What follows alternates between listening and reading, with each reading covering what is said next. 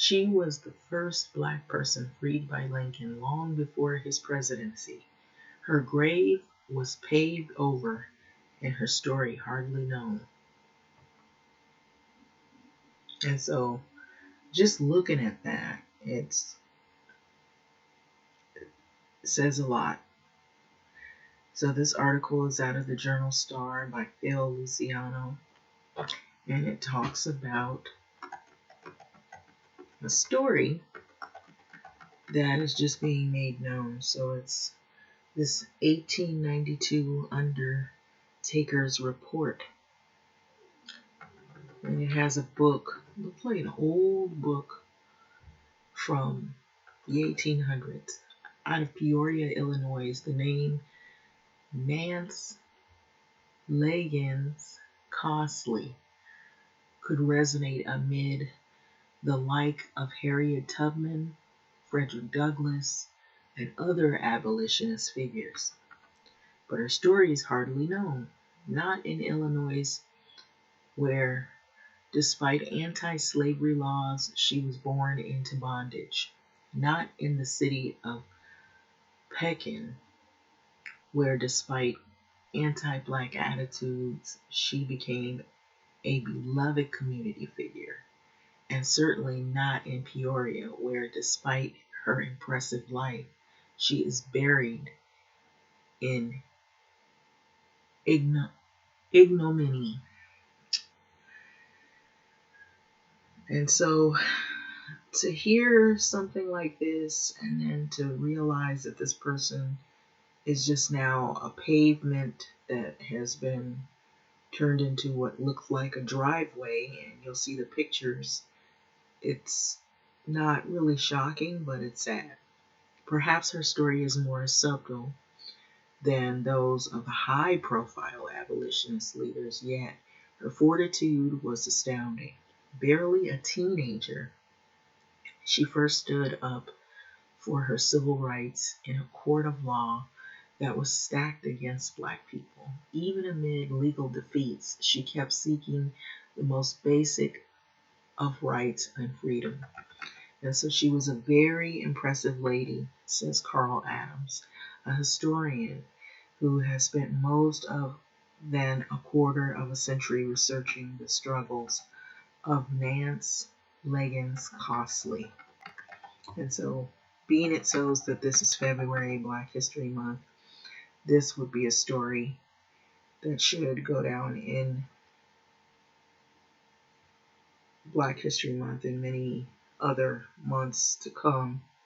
She eventually won her freedom thanks to Abraham Lincoln, but her victory came in 1841, long before the attorney became the nation's president, and more than 20 years before the Emancipation Proclamation as well. So thus Nance Legins-Costley, I had to look at that because I'm like, the middle name kind of throws you there. She became the first black person freed from bondage by Lincoln, to eventually be followed by the 4 million others that were freed. Moreover, Adams and other historians say the case pushed a therefore ambivalent Lincoln toward an anti-slavery stance. Okay, and so this was the first time Abraham Lincoln first gave serious thought to these conditions of slavery, Adams says. So, and for all that, not only is her story relatively unknown, but Nance Legins-Costley, finally her resting place, is marked with no honor at all. Rather, it is not marked at all. Decades ago, her graveyard in Peoria was paved over with asphalt. Nance Legins-Costley lies somewhere amid a muffler shop, union hall, auto garage, and other commercial buildings, mostly forgotten by the march of progress under a tombstone of asphalt. And so what I'm looking at here, it's sad. So this is a paved area around 3915 Southwest Adams is believed to be the final resting place of Nance Legins-Costley of Pekin, Illinois, the first slave legally freed by Abraham Lincoln. So the area was once known as Moffat Cemetery before the city paved over it, and so this is what it is reduced to now. So free states slaves. Illinois, the land of Lincoln, was once the land of slavery. So after losing the Revolutionary War, Britain ceded a vast chunk of land, including what would become Illinois, to the U.S. Established in 1787, the Northwest Territory forbade slavery per the Federal Northwest Ordinance. When Illinois became a state in 1818, its constitution prohibited slavery. But legislation is one thing, reality is another, and slavery already had traction in Illinois. And so in 1752, when France ruled the area, black slaves were held by 40% of Illinois households, according to the Randolph Society, a historical organization in Randolph County in southern Illinois. So despite the institution of the Northwest Ordinance, the territorial government did not enforce the slavery prohibition, nor did the state immediately after joining the Union in 1818. So what were known as French slaves, descendants of the area's original slaves, during the 1700s were kept in subjugation into the mid-19th century. So meanwhile, slaves could legally be brought to Illinois from slave states for 1 year, but renewable work contracts. So the territory and the state also permitted a system of indentured servitude as well. So the lengths of the servitude varied by age, but could extend as long as 99 years, essentially a lifetime. Though the law implied the need for consent by the servant, the system was essentially slavery by another name. Indeed, indentured servitude contracts and thus the service of the servant could be sold just like any sort of property and without any consent necessary. So amid this era of bondage came an arrival of a baby who would grow up to be Nance Legins-Costley. To a large degree, her story remained unknown until the mid-1990s, when Adams first noticed a mention of her life. So Adams, who recently lived in North Pekin, gradually unpeeled layers of her life, a process he continues to do today. So it is a short, simple story compared to most Lincoln's books, but it has a bigger impact than I had ever imagined, says Adams, who in 2016 published Nance Trials of the First Slave Freed by Abraham Lincoln. And so you can see the cover of the book right here, The True Story of Nance Legins-Costley, Nance, The Trials of the First Slave Freed by Abraham Lincoln, story by Carl Adams. So Nance was born in 1813 in Kaskaskia, which briefly served as Illinois' first capital. She likely was the daughter of Randall and Anachi Legins, who had been bought as an indentured servant, along with two others by Carl Tom Cox for $770. So by laws of that time, Nance could be held or sold as an indentured servant until she was 28 years of age. So in 1820, Nance, 7, and her sister Dice, 5, were already working at Cox Columbia Hotel, though the state capital already had moved to Vandalia. Borders, including businessmen and the other bigwig travelers, routinely would discuss issues of the day, including slavery, and Nance, though illiterate for a lack of schooling, listened intently. And so it goes on to say in 1822, black girls' boldness, the Cox households, including indentured servants, relocated to Springfield, which I believe is known as Springfield, Illinois, which would not become the capital until 1839 and 1827, with Cox awash in debt, thanks to a bad land speculation fueled by drunkenness.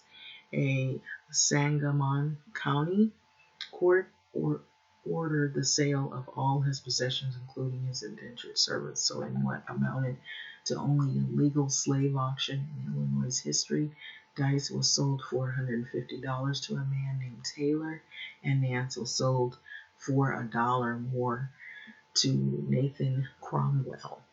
Dice went quietly, Nance did not. So she did not want to leave the only household that she ever had, says the historian Adams. And so Nance resisted relocation with Cromwell, her stance remarkable for a black girl not yet 14 years of age. In return of her boldness, she was locked inside a windowless salt house. Essentially, solitary confinement is what it was back then for a week. After that, Cromwell forcibly took her to Springfield, Illinois, to his home in Sangamon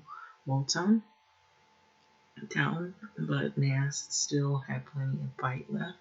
Despite the court-ordered sale, Cox kept filing petitions in an attempt to keep hold of the possession that he had, including his indentured servants. So during a hearing in the Sangamon County Court, Nance testified despite the auction records otherwise, and she had given no consent to the sale of any contract.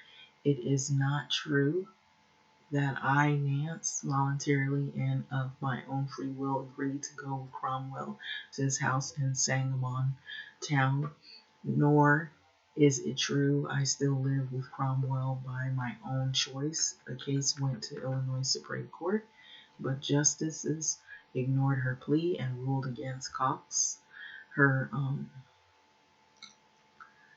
consent made no difference as the sale had been legal. So still Cox kept up the fight with repeated appeals regarding Nance, and the court forced the sale. So Thomas Cox went to the Illinois Supreme Court more than anyone in history, Adams says, with a chuckle. And he lost every time. So Nance remained with Cromwell in 1829. He and his wife, Anne Eliza, took Nance along as they moved to Tazewell County, where they helped found a new city. Anne Eliza Cromwell gave the town its name Pekin, and the French spelling of the Chinese city Peking, thought at the time to be directly on the opposite end of the globe. But after his wife died a couple of years later, Nathan Cromwell decided in 1836 to move to Texas, hoping to strike it rich in land speculation. So Nance, 23 years of age, objected to moving again, so she already had one baby with another on the way. As Nance resisted the move to Texas, Cromwell had his own reason to leave her behind. At 65 years old, such a companion could spark scandal along the way to Texas, Adams says. So Cromwell didn't want to take a single pregnant black woman with him because it would attract attention, Adams says. So, a bargain for freedom, Cromwell approached a merchant named David Bailey, a former business partner, to suggest Nance stay behind and work at a store. So Bailey was amenable for two reasons, moral and pragmatics. So Bailey was an abolitionist whose father-in-law had been a conductor on the Underground Railroad. He thought of helping Nance would be a step towards breaking her indentured servitudes. So from the former business deal, Bailey already $400, owed $400 to Cromwell. So Adams says Cromwell offered to essentially cancel the debt if Bailey were to take in Nance for $400. So Bailey agreed to sign the promissory note for that amount, but only upon the condition that Cromwell produced documentation of her indentured servitude. But Cromwell left for Texas without providing paperwork. In St. Louis, far from his destination, he died. Immediately, Nance declared herself free, left Bailey's service, and lived independently. And that's how that story went. So October 15, 1840, in Pekin, she married a free black man named Benjamin Costley, thus becoming Nance Legins-Costley, as we know this person to be this day. So in addition to the two girls, Amanda and Eliza Jane, the household would include a son in 1841, William Henry Costley, but Nance wasn't yet free in the eyes of the law, so a relative of Cromwell went to the court of Tazewell County, suing to seek Bailey's $400 in the deal. Bailey claimed that he owed no money. The sale had been nullified by the lack of the agreed upon indentured servitude document. So when a judge disagreed and deemed Nance a possession, Bailey took the case to the Illinois Supreme Court in Springfield. And so for legal help, Bailey contacted an attorney friend there with whom he had served in the Black Hawk War, Abraham Lincoln. So Lincoln, 32 years of age, was serving his fourth term in state legislature at the time. So his stance on slavery was ambivalent at the time, Adams says. So Lincoln was wary of extreme abolitionists, some of whom would burn flags and decry the Constitution. So Adams says Lincoln did not want to be seen as an anarchist. Burning flags did not go over well with veterans and others, of course, even still to this day, but still, in principle, Lincoln opposed slavery. So in addition to wanting to help his friend Bailey, he saw merit in the case, especially as it related to Nance Legins-Costley's long fight for freedom. So she and Lincoln would discuss matters of this case, which in time would push him towards the firm anti-slavery stance. So this is the Black Hawk War book found in the Library of Congress catalog, including a portrait of Captain Abraham Lincoln. So that's what you see at the right. And so it helps solidify Lincoln's idea about slavery, Adams says. So on July 9, 1841, Lincoln appeared before the state high court, his argument leaning heavily on anti-slavery language of the Northwest Ordinance and the Illinois Constitution. So justices agreed and ruled in the favor of Bailey and Lincoln. It is a presumption of law in the state of Illinois that every person is free without regard to color. The sale of a free person is legal. So Nance Legins-Costley was freed from indentured servitude, as were her children. In that way, infant's son William Costley was the first male freed from bondage by Abraham Lincoln. So Nance Legins-Costley and her husband remained in Pekin, where they would have 5 more children, though bereft of an education herself. She made sure all of them attended school. So the family lived in a log cabin along the Illinois River, and so even before the High Court's ruling, she had become a valued contributing member of the Pekin community. For instance, in the mid-1830s, Pekin got walloped by a triple whammy of cholera, malaria, and scarlet fever. And so these were like really bad illnesses, viruses, things that were going on. back then in that day. And so one of the first victims of the lone doctor leaving medical care mostly to the townsfolk, Nance, despite no medical training, rose to the occasion to help care for for the ailing people with little regard for her own safety. So Nance was always willing to help, Adams said. So she enjoyed the reputation for the rest of her days in Peking, says Jared Alar, a Peking public library assistant who has written multiple articles about Nance Legins-Costley. And so, considering the color of her skin, her good standing, and was especially noteworthy. And so her reputation in Peking was only one of praise, Aller said. So, considering the prejudice against black people there, they had respect for her, of course. The 1870 Peking City Directory recognized Nance Legins-Costley with an entry among notable citizens. With the arrival of Major Cromwell came a slave, and so that slave still lives in Peking and is now known as she has been known for nearly half a century as the Black Nancy.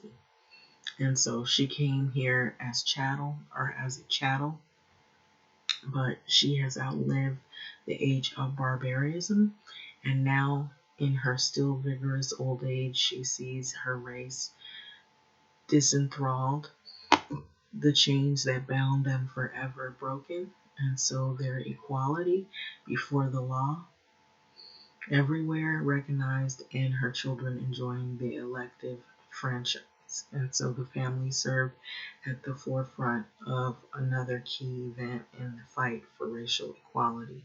And so William Costley, about age 23, left Peking in 1864 to join the 29th Illinois Regiment of the U.S. Colored Troops, the only black regiment of Illinois and the largest of all of the state's regiments. After the battle elsewhere, the regiment was sent to Texas in June of 1865. So though the Confederate General Robert E. Lee had surrendered April the 9th, the Union troops never had invaded Texas, leaving 250,000 slaves there still unfreed. So June 19th, with Costley and his regiment, among federal troops sent into Galveston, General Gordon Granger announced. And so the people of Texas are informed that in accordance with the proclamation from the executive, the U.S., all slaves are free. So a celebration followed, one that continues annually to this day on what is known as the Juneteenth.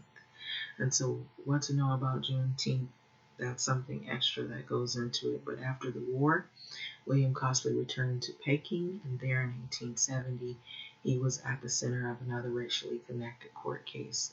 On a Peking street, a white resident and convicted rapist was brutally assaulting a woman, and when the man refused, Costley demanded to stop the attack. Costley shot him dead. Though charged with murder, Costley was acquitted by all-white jury, which called his actions justifiable homicide by protecting a woman in need.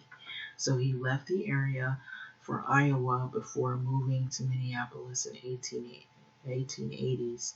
In 1888, while still suffering shoulder pain from a shrapnel injury during the war, he was admitted to the Rochester State Hospital in Rochester, Minnesota. He died there that same year. And so in 1883, Nance's husband, Ben Costley, died unspecified injuries.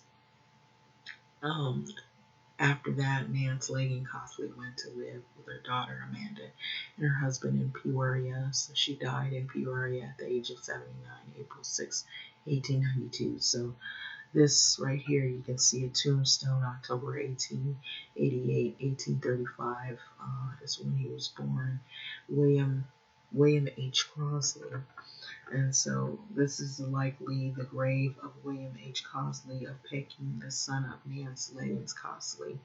And so The tombstone of asphalt. So in recent times, the historian Adams discovered more and more about the story of this Nance Legins-Costley. There was a speculation about her burial, so the mystery headed towards a solution in 2017. So when amateur researcher Bob Hoffer of Peoria found the site of Moffett Cemetery, while tracing family roots, he delved into the records showing the graveyard had thrived in about the late 19th century, but in 1905 the city shuttered the cemetery, possibly because of overcrowding. So this was the original map of the Moffat Cemetery in South Adams and South Griswold Street. And so this was where the site was. And so abandoned, the site fell into disrepair and became almost unrecognizable by the 1930s. So later the city announced plans to develop an area promising to move the graves and remains to other cemeteries. And so that was far from the truth. Hoffer says it was absolutely criminal what had happened. So his research shows that maybe 100 graves were relocated, but the rest, as many as 3,000 graves, including 48 Union soldiers, were covered by asphalt. And so that's the sad story of this. At a ceremony there in 2017, Hoffer and others placed a sign on a chain link fence to recognize the names of soldiers that were buried there, Civil War Union veterans. So you can see it pictured here. Nearby lies remains of 48 Union veterans who helped preserve these United States of Americas. And so it was once the Moffat Cemetery. And so noticing his work, Deb Glendon Pecking, a retired nurse and genealogical researcher, reviewing those records, she discovered Nance Legins-Costley had been buried in Moffat Cemetery.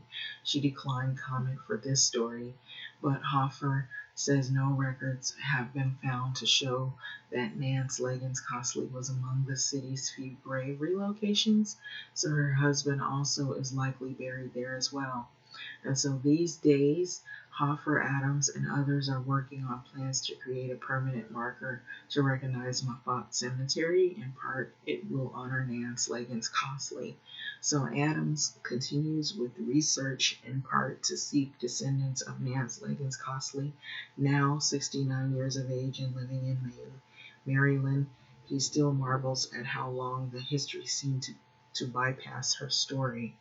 And so I'm kind of bringing it to the forefront. So that's pretty much the article. I thought it was pretty cool, but it was pretty sad at the same time to know, but not surprising because of the nature of what's going on now and how people are, some people. But to have people like this who tried to keep the story of this woman's life alive is very noble. And it also is, I think, fitting for this time of the month, for it being Black History Month, to recognize someone who was not recognized by so many for so long. And so, so I'm going to end this, but I think this was a good article. I found it to be something interesting. And who knows, there's so many other people that we probably are not aware of their story and what they went through. And they may be people that are in similar situations such as this, and some noteworthy individuals to be recognized for the month of February. So having said this, I'm going to let this video go. Thanks for listening.